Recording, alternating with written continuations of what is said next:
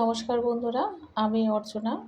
আর অর্চনার সহজ রান্নাতে আপনাদের সবাইকে স্বাগত। আজকে যেটা বানিয়েছি সেটা আমি দেখাবো কী বানিয়েছি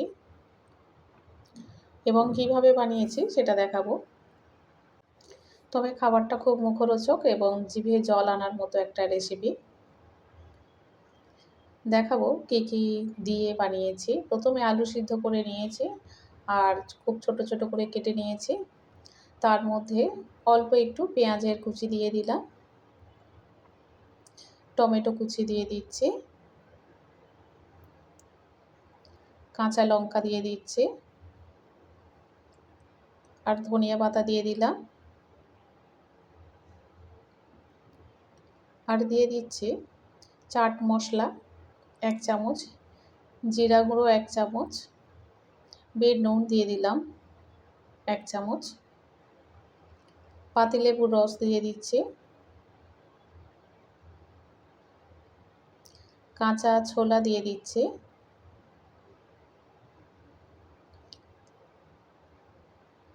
কাঁচা ছোলা খুব বেশি দিইনি, প্রয়োজন মতো দিয়ে দিলাম।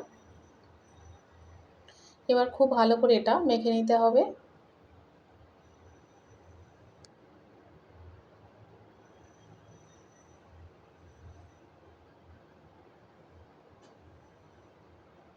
এবারে এর মধ্যে দিয়ে দেব তেঁতুলের চাটনি।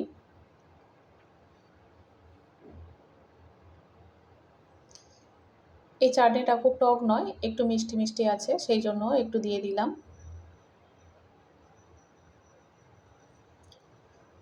আলু মাখাটা খুব ভালো করে মেখে নিয়েছি।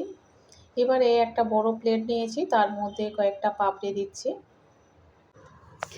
এখানেই এমনি পাপড়ি বললে কেউ বুঝবে না, পুরি বলতে হবে। আর এমনি প্লেন পুরি পাওয়া যায়, তবে খুব একটা খেতে ভালো লাগে না, কোনো যেন স্বাদ নেই। এটা হচ্ছে মেথি দিয়ে বানানো, মেথি পাতা, তাই এটা আমি মেথি পুরি বলে নিয়ে এসেছি। তবে এই পাপড়িটা খেতে খুব ভালো লাগে, খুব এমনিও ভীষণ স্বাদ, খেতে খুব সুন্দর লাগে। আজকে তাই ভেবেছি মেথি পুরি দিয়ে পাপড়ি চাটটা বানাবো। তার মধ্যে আমি যে আলু মাখাটা বানিয়েছিলাম ছোলা, পেঁয়াজ, টমেটো কুচি দিয়ে, সেটা দিয়ে দিয়েছি। তার মধ্যে দিয়ে দিয়েছি চাট মশলা আর বিট নুন দিয়ে দিলাম। যেহেতু আগে মাখিয়েছি যখন আলু মাখাটা করি, তাই এখানে অল্প একটু দিলাম, একটু স্বাদ হওয়ার জন্য, সব কিছু একটু পারফেক্ট হওয়ার জন্য। আর এখানে দিয়ে দিচ্ছি টমেটো সস। আর গ্রিন চাটনিটা এখানে বানিয়েছিলাম পুদিনা পাতা, ধনে পাতা আর কাঁচা লঙ্কা, একটু আদা রসুন দিয়ে, দই দিয়ে এটা একটা গ্রিন চাটনি বানিয়েছিলাম, সেটা দিয়ে দিলাম। আর এবারে দিয়ে দিচ্ছি বিট নুন আর টক দই ফেটিয়ে রেখেছিলাম, সেটা এর মধ্যে দিয়ে দিলাম। যেমনভাবে দোকানে বেশ সাজিয়ে সাজিয়ে দেয় সেভাবে দিয়ে দিচ্ছি। আর দিয়ে দিচ্ছি ওপর থেকে ভুজিয়া শেপ।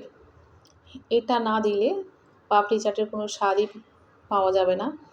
এটা দিলে বেশ ভালো লাগে, খেতে ভীষণ মজা লাগে।